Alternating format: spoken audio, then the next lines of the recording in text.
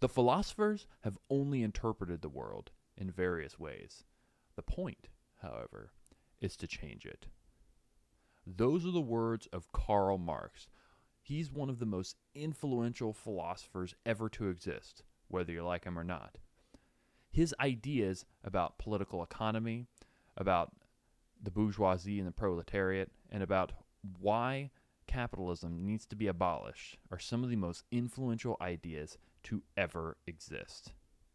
In this video, we will talk about communism and capitalism. We'll talk about the bourgeoisie, the proletariat, alienation, surplus value, and we'll talk about Marxism's influence today. And finally, we'll even talk about how some scholars have compared Marxism to a religion. All right, let's get started. Marxism is fundamentally a critique of capitalism that advocates for a classless or communist society instead. Marx wrote that modern society is a, quote, abstraction over against the individual, end quote, and suggested the abandonment of capitalist society and private property would result in a new type of man, the socialist man. But why would we abandon capitalist society for this utopian communist society that doesn't even exist yet? To understand Marx here, we need to understand that private property doesn't just include your house, car, and your belongings. It also means the products that you create. Marx wrote in the Economic and Philosophic manuscripts of 1844, quote, "The worker puts his life into the object, but now his life no longer belongs to him, but to the object. Hence, the greater this activity, the more the worker lacks objects. Whatever the product of his labor is, he is not. Therefore, the greater this product, the less is he himself." End quote. This is what Marx called alienation. He said that workers, or what he called the proletariat, became estranged from their work. This process would lead to humans being treated as mere machines for economic output. He writes in the Economic and Philosophic manuscripts of 1844, quote, "The worker becomes the servant of the machine, and in the process, his labor becomes an abstract, mechanical task, alienated from his true essence." End quote.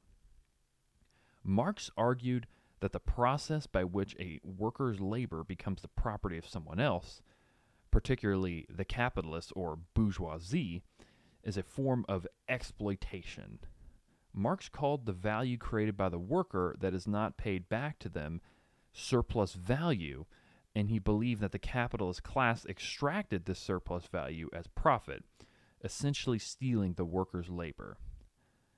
But was Marx justified in making these assertions about alienation and surplus value? And was Marx justified in making all these claims about the worker class being oppressed by the capitalist? Let's take a look at the conditions of his time for some answers. Marx was writing during the beginning of the Industrial Revolution in the 1800s. Marx lived in London for a good portion of his life, and the conditions there during the beginning of the Industrial Revolution were honestly pretty horrible. There were working class slums where multiple families would all pile into a single tiny house. There were children working in dangerous factories and mines. People often worked 12 to 16 hours a day in extremely unsafe conditions, being exposed to chemicals and other dangerous elements. In some ways, it's easy to see how you could come to define capitalism as corrupt under these conditions. For a lot of people, especially in modern factories and office spaces, this probably rings somewhat true. Even thinkers on the right, like Christian French philosopher Jacques Ellul, have said as much. Ellul wrote an entire book explaining a process whereby humans would become subservient to machines. Even the Unabomber wrote a line in his manifesto about this alienation. Anyways, Karl Marx said that overcoming private property, quote, permits the overcoming of all alienation, end quote, and, quote, the return of man from religion, family, state, etc., to his human, that is, social existence, end quote. It's worth a quick note that Karl Marx was anti-religion and anti-family. He essentially believed that these structures oppressed man and that in a natural society there would be no social status hierarchies. Marx famously called religion the opiate of the masses and said that the family, quote, serves to preserve the system of private property, end quote.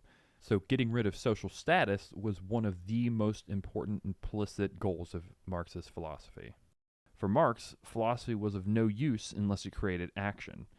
He called this the idea of praxis. But how exactly will Marx get rid of alienation, surplus value, and capitalism? Marx was a follower of the complicated German philosopher Hegel, who came up with the idea of the dialectic. It's a fancy word for a simple idea. A thesis or idea and its antithesis interact to create a synthesis and a resolution, and history keeps on rolling forward. Marx furthered this idea and came up with the concept of dialectical materialism, which, when applied to history, becomes historical materialism. Simply put, historical materialism is the theory that the development of human society is driven by material conditions, particularly economic forces, and the class struggles that arise from them. Marx saw history as a series of historical class struggles leading inevitably toward communism. For him, the world and history had proceeded in 4 stages: primitive communism, when we all shared everything as hunter-gatherers, to slavery under the many empires of ancient history. From that, we went from feudalism and serfdom of the Middle Ages to what we have now, capitalism. Marx saw capitalism as inevitably rotten and doomed to fail. He predicted a communist revolution that would overthrow capitalism.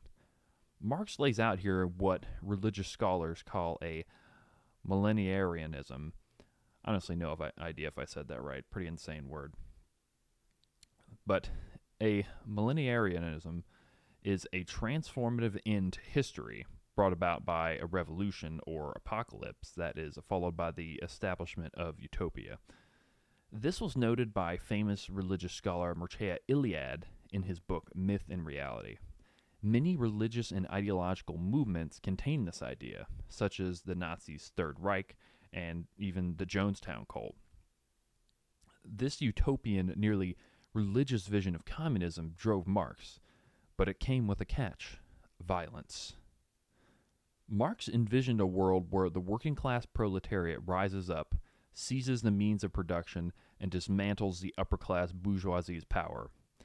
Marx explicitly said that the transition from capitalism to communism would not be pretty, and a violent dictatorship would come before communism. He called this the dictatorship of the proletariat. He writes in the Communist Manifesto, quote, "The proletariat will use its political supremacy to wrest, by degree, all capital from the bourgeoisie, to centralize all instruments of production in the hands of the state, i.e., of the proletariat organized as the ruling class, and to increase the total productive forces as rapidly as possible. Of course, in the beginning, this cannot be effected except by means of despotic inroads on the rights of property and the conditions of bourgeoisie production," end quote. He then goes on to say, quote, "The proletariat, during its contest with the bourgeoisie, is compelled, by the force of circumstances, to organize itself as a class, and, by means of a revolution, to make itself the ruling class, and as such, to sweep away by force the old conditions of production," end quote. So, for Marx, this wasn't a process that would occur naturally. Communists would have to take capitalism by force. Utopia doesn't come now, it comes later. Furthermore, Marx writes in the Critique of the Gotha program, quote, "Between capitalist and communist society, there lies the period of the revolutionary transformation of one into the other. Corresponding to this is also a political transition period in which the state can be nothing but the revolutionary dictatorship of the proletariat," end quote. Marx said that the state would not immediately wither away at first, but that communists instead would use the state to force production and to become communists. In doing so, the communists would aim to achieve several goals, as laid out pretty explicitly by Marx in his manifesto. I won't read them all here, but here's a text for all of them. They can be summed up as abolishing private property and making every single business owned by the state. After all of this is achieved and power is handed over to the communist state, Marx theorized that the state would just wither away and everything would be shared amongst the people. This view was echoed by his key lifetime collaborator, Friedrich Engels. He writes in the Anti-Düring, quote, "The proletariat seizes political power and turns the means of production into state property," end quote. He goes on and says, quote, "As soon as there is no longer any social class to be held in subjection, nothing more remains to be repressed, and a special repressive force, a state, is no longer necessary," end quote. So, what happened in countries with communist revolutions? Did they turn into socialist utopias? I hardly need to even answer this question, but since this is an educational video, we should go over at least a couple of the most important examples of communist revolutions. The most influential communist revolution was the Bolshevik Revolution in Russia, which led to the rule of Joseph Stalin. And between his death during the famines in Ukraine, during the Holodomor, and the Soviet death camps and gulags, somewhere around 10 to 20 million people died. In China, with the Cultural Revolution and Communist Party Chairman Mao's Great Leap Forward, somewhere between 40 to 70 million people died. North Korea, Cambodia, and Vietnam all also had similar communist revolutions or wars that resulted in millions of deaths. Overall, it's estimated that somewhere between 60 million and 100 million people died in the 20th century due to communist revolutions. So, where does that leave us now? Where is Marxism in the 21st century? Classical Marxism, which is what I spent most of this video describing, has mostly faded away. A new form of Marxism, known as neo-Marxism, emerged around the time of Stalin in Germany from an infamous school of philosophical thinkers known as the Frankfurt School. They're responsible for what is known as critical theory, which has had some interesting revolutionary thinkers, including Max Horkheimer, Theodor Adorno, and Herbert Marcuse. Many of these thinkers have influenced modern academia today. You can see their influence through philosophies like postmodernism, critical race theory, and even gender theory. A lot of them have taken the Marxist idea of bourgeoisie versus proletariat and turned it into oppressor versus oppressed. Basically, they swapped class for identity. Critical race theory is, for example, whites versus minorities. Gender theory is heteronormative, or just straight people, versus LGBTQ people and gender nonconforming people. Many universities have requirements to take classes in these neo-Marxist disciplines, and nearly 20% of social scientists today proclaim themselves as Marxists. Marxism is still alive and well, at least in academia.